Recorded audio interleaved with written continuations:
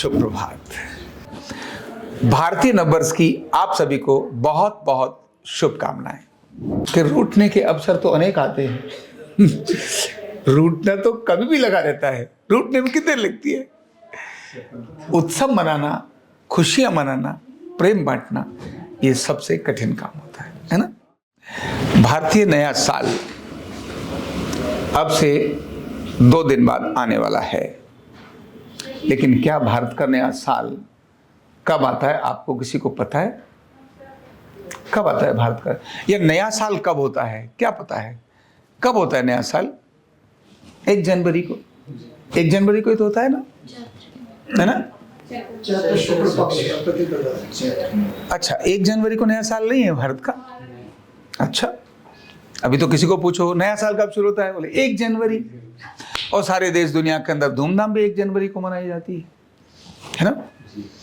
लेकिन भारत का जो नया साल है, वो भारत का नया साल कब मनाया जाता है, क्यों मनाया जाता है, और अंग्रेजी नया साल हमारे देश में कब से शुरू हो गया, और अंग्रेजी नया साल और भारत के नए साल की वैज्ञानिकता में अंतर क्या है, ये सब को अब हम थोड़ा सा जानते हैं। तो अंग्रेजी नया साल 1 जनवरी को मनाया जाता है। उस नए साल का जो कारण है, वो कारण कोई बड़ा वैज्ञानिक नहीं है, कोई वैज्ञानिक नहीं है। कभी किसी के मन में आया चलो ये सब भी चलता, ये भी चलता, इसीलिए उन्होंने 1 जनवरी रख लिया। उससे पहले उनका किसी और को मनाया जाता था। उनके दिन भी कम थे, पहले महीने भी 12 नहीं थे। तो सितंबर यानी 7वां, अक्टूबर मतलब 8वां, नवंबर मतलब 9वां और दिसंबर मतलब 10वां। अब महीने तो 12 होते हैं, 11 और 12। तो कैसे हो, बड़ी समस्या आई। तो उनके जो 2 महापुरुष थे, जूलियस सीजर और अगस्त के नाम से, उन्होंने जुलाई अगस्त बीच में घुसा के उनको लगा बाकी सबके तो 12 महीने में खत्म, भारत के तो 12 महीने में खत्म होते हैं, हमारे 10 में ही नकल भी करी तो वो भी शॉर्ट पड़ गई, तो ये ठीक नहीं है। तो उन्होंने 1-2 महीने उसके अंदर घुसा दिए, जुलाई और अगस्त। इसीलिए जब आप गिनाते हैं ना, वो 31, 30, 31, 30, 31, 30, तो 2 31, 31 के हो गए। फिर गड़बड़ हुआ, बोले यार ये तो कैलकुलेशन फिर खराब हो गया, तो चलो एक काम करते हैं, फरवरी को 28 का कर लेते हैं। अब जिसका जन्मदिन गलती से 29 जनवरी को आ गया, अब वो 4 साल पैदा ही नहीं होगा, वो अपना हैप्पी बर्थडे मनाएगा ही नहीं। इसका मतलब है कि बाकी लोग 100 साल के हो जाएंगे और वो सिर्फ 25 साल का ही रहेगा, क्योंकि उसके तो 25 ही जन्मदिन आए। तो बड़ा वैज्ञानिक नहीं है, लेकिन फिर भी हमारे ऊपर हावी हो गया और हमारा एक एक बच्चा 1 जनवरी को ही सेलिब्रेट करता है। और उस दिन रात को दब के दारू और दब के पटाखा, दब के प्रदूषण, ये सब चलता है। क्या यही भारत, यही नया वर्ष होता है क्या? क्या कहीं दुनिया में प्रकृति नया वर्ष मना रही है क्या? तो देखें, यूरोप बर्फ से ढका रहता है, भारत ठंड के मारे मरा रहता है। सब तरफ देखें तो कुछ परिवर्तन नहीं नजर आता। तब आपको यह समझना पड़ेगा कि आपका अपना जो नया वर्ष है वो कितना अद्भुत है, और हमने अपने नए वर्ष को कैसे भूल गए। हमारा अपना नया वर्ष जो 1,97,00,00,000 वर्ष पहले जब सृष्टि की शुरुआत हुई, तब से नया वर्ष भारत में मनाया जाता है। आज नहीं, कितने वर्ष पहले? 1,97,00,00,000 वर्ष पहले जब सृष्टि की शुरुआत हुई, तब से ये भारत का नया वर्ष है। और यह भारत का नया वर्ष हम सब केवल लोग नहीं मनाते, प्रकृति मनाती है। आप देखो ना बाहर निकलकर, अब जो वृक्ष है ना, वृक्ष वो भी अपने पुराने पत्तों को छोड़कर नया वर्ष यानी नए पत्ते धारण कर रहे हैं। जो पुराने पत्ते थे छोड़ दिए, यानी प्रकृति भी रंग बदल रही है। आप खेतों में जाकर देखो, खेतों के अंदर भी चीजों में कितना परिवर्तन नजर आएगा। तो सब तरफ प्रकृति इस समय पर नयापन मनाती है। तो भारत का ये जो गणना है, 1 तारीख का जो मनाना, यह केवल ऐसे तुक्के से नहीं था। चैत्र शुक्ल की पहली जो तिथि है, इसको चैत्र के महीने की पहली तिथि मतलब चैत्र शुक्ल एकम, यह पूरी सृष्टि के परिवर्तन का कारण बनती है। केवल एक दिन का परिवर्तन नहीं होता। मौसम बदल गया, अभी शरद थी, अब ग्रीष्म ऋतु आ रही है, ऋतु परिवर्तन है। बसंत ऋतु, ये ऋतु परिवर्तन है। सब तरफ नजर आता है, नयापन छा रहा है। फिर हमारी पुरानी परंपराओं में हम देखें तो हम अकाउंट्स, बही खाते, कभी भी बही खाते 1 जनवरी को नहीं चेंज करते। हम कब चेंज करते हैं? मार्च में, अभी ये यानी अंग्रेजी को भी ध्यान रखने के बाद मार्च में 31 मार्च को बजट आता है, यानी 31 मार्च हमारा क्लोजिंग है, 1 जनवरी क्लोजिंग नहीं है। अगर नया साल शुरू होता तो अकाउंट्स के खाते सारे अकाउंट्स वाले वो 1 जनवरी 31 दिसंबर को क्लोज करते, नहीं ये मार्च, क्योंकि अंग्रेजी कैलेंडर यूज करते हैं, हमारे ऊपर प्रभाव पड़ गया। फिर भी अंग्रेजी, जैसे किसी का जन्मदिन भी होता है ना तो अंग्रेजी के हिसाब से मानते हैं, लेकिन नहीं, जन्माष्टमी कभी भी अंग्रेजी के हिसाब से नहीं आती, अष्टमी को ही आती है। रामनवमी कभी भी अंग्रेजी के हिसाब से नहीं आती है, वो रामनवमी को ही आती है। ऐसे जितने भी महापुरुष हैं उनके जन्मदिन तिथियों के हिसाब से ही आते हैं, अंग्रेजी डेट के हिसाब से नहीं आते। तो ऐसे ही जो अकाउंट्स है वो मार्च का एंड, यानी लगभग अंदाजा होता था कि मार्च का मतलब हो गया हमारा नया साल शुरू होगा, इसीलिए और हमने इन दिनों में शुरू कर दिया। फिर विद्या आरंभ, एजुकेशन, पढ़ाई कब शुरू होती है? 1 जनवरी को नया सत्र नहीं शुरू होता, एग्जाम दिसंबर में नहीं होते हैं, कब होते हैं? मार्च में हो रहे होते हैं। और शुरू कब से होता है? अप्रैल से शुरुआत होती है। तो अप्रैल के इस बीच में ही नया वर्ष आता है भारत का। तो भारत के स्कूल्स हों या भारत का अकाउंट्स हो या भारत की अन्य सारी चीजें हों, प्रकृति अपने आप हों, ये सब कब शुरू हो रहे होते हैं? चैत्र के महीने में शुरू हो रहे होते हैं। और इतने ही नहीं, भारत के अंदर नए साल को मनाने की जो परंपरा रही है, अंग्रेजी नए साल को मनाने की परंपरा क्या है? 31 दिसंबर रात्रि में सब, आप किसी को बोलो उपवास रख रहे हो क्या? बोले 31 दिसंबर है, आज नया साल, कल नया साल होगा, आज हम 31 दिसंबर की रात को साधना करेंगे और कल नया साल मनाएंगे, कल हमारा उपवास है, कल हम दान करेंगे, पुण्य करेंगे। ऐसा होता है क्या? सारी रात धमाल होता है, बोतलों के डट खुल गए हो जाता है और पटाखे तूफान, और ऐसा लगता है रात को 12 बजे जैसे अब कुछ हो गया, जैसे किसी ने मैच जीत लिया हो। मैच जीतना एक पल का होता है, रात में क्या हुआ? कैलेंडर ही तो बदला, बाकी क्या हुआ? कुछ भी नहीं। तो आपने नयापन आता है, नया जब जन्मदिन किसी का शुरू होता है या कुछ भी होता है तो कैसे सेलिब्रेट करते हैं? तो भारत का सेलिब्रेशन का तरीका भी अलग है। जिस दिन पहला दिन है उस दिन ही पहला नवरात्रा होता है, और जन्मदिन यानी पहले नया साल शुरू होते ही 9 दिन की देवी की शक्ति की साधना शुरू होती है। 9 दिन की साधना, उपवास करेंगे, ध्यान करेंगे, साधना करेंगे, जप करेंगे, और यह सब करने से व्यक्ति की अपनी खुद की एनर्जी बूस्ट होती है, चार्ज होती है, खुद होकर के उसके अंदर पावर आती है। साधना करने से पावर आती है, ध्यान करने से पावर आती है, जाप करने से पावर आती है, ये सब पावर है। दारू पीने से भी पावर आती है, पर जैसे दारू का नशा उतरता है वो पावर क्या होती है? खत्म हो जाती है। वो टेम्पररी पावर आई, पटाखे छोड़ने से जोश से थोड़ी पावर आई, लेकिन उस प्रदूषण ने सारा कुछ खराब कर दिया, वो बहुत अधिक नहीं रहा। तो भारत की जो ये नया साल मनाने की जो प्रक्रिया है, आप देखिए घरों पर किस प्रकार का सजाते हैं। आर्टिफिशियल सजावट चैत्र शुक्ल एकम को नहीं होती। घरों के अंदर बाहर साफ सफाई होगी, घरों के अंदर डिजाइनिंग होगी जो कलर से इस प्रकार का होगा, घर के बाहर झंडियां लगेंगी, भगवा कलर की झंडियां लगेंगी, जो भारत का ज्ञान और त्याग का प्रतीक है। भगवा रंग, भगवा रंग ज्ञान का, त्याग का प्रतीक है, प्रकाश का प्रतीक है। सूर्य का प्रातःकाल का जो कलर है वो भगवा होता है, इसीलिए सूर्य सबसे अधिक, सबसे बड़ा देवता जो हमको एनर्जी देता है वो कौन है? वो सूर्य है। हम सूर्य से चलते हैं और हम चंद्र से चलते हैं। महिलाएं सभी चंद्र से चलती हैं, पुरुष सभी सूर्य से चलते हैं। इसीलिए महिलाओं का मंथली साइकिल 28 दिन पर आता है, क्योंकि वो चंद्रवती बोलते हैं उनको। क्या बोलते हैं? सूर्यवती नहीं बोलते हैं, क्या बोलते हैं? चंद्रमुखी, सूर्यमुखी नहीं बोलते हैं। जब वो सूर्यमुखी हो जाती है उसके बाद तो फिर धमाल करती है। जब तक चंद्रमुखी है तब तक तो उनको बोला ही है कि आप अपने स्वरूप में अच्छी हैं, आप शीतल हैं। पुरुष कितना भी खुंदक में और कहीं भी कुछ आ जाए, स्त्री के एक प्रेम से हाथ फिराने के बाद उसकी सारी तनाव, चिंता, डिप्रेशन खत्म हो जाते हैं। मतलब वो शीतलता का प्रतीक है।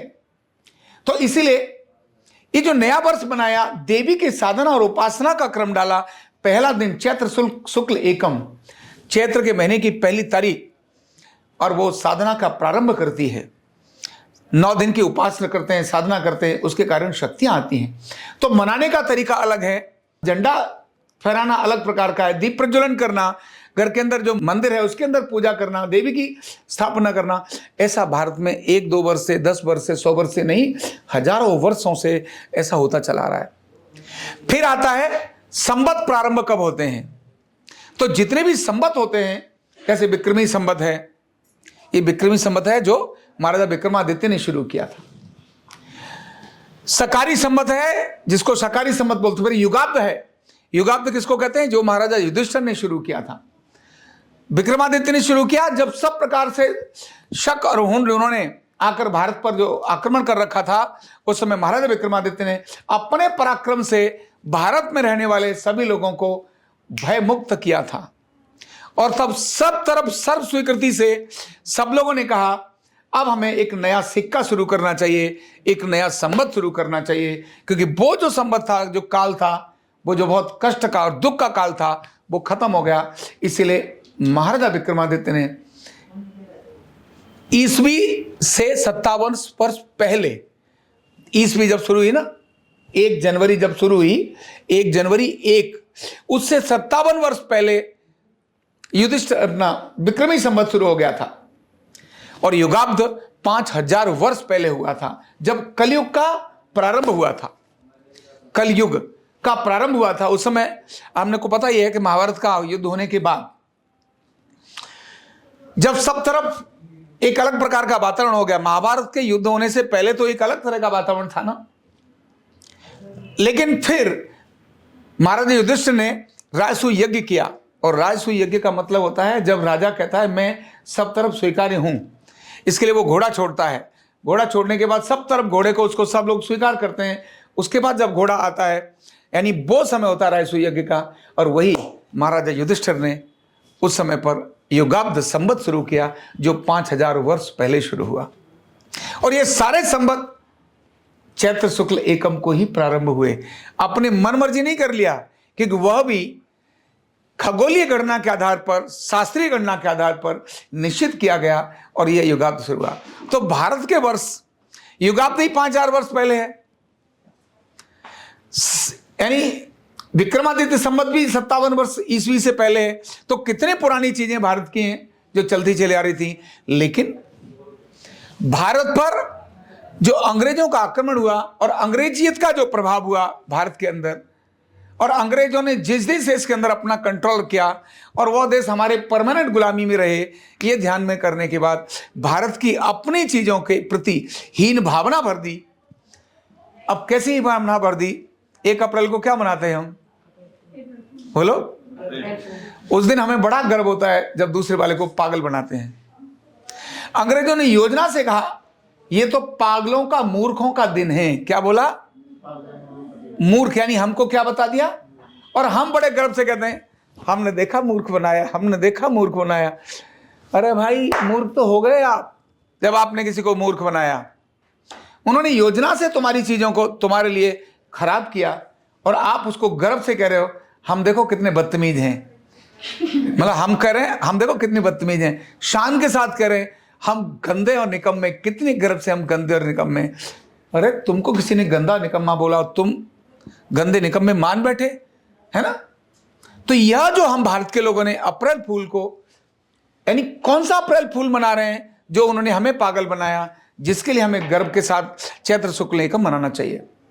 तो अंग्रेजों ने योजना से हमारे वर्ष को दकियानूसी, अवैज्ञानिक, पागलों का, बेवकूफों का ऐसा घोषित कर दिया और हम सब ने उनकी बात को बार बार कहते मान लिया और हम बेवकूफ हो गए। हम अपनी चीजों को बेवकूफी से ही बोलने लगे और 1 जनवरी को हम वर्ष मानने लगे।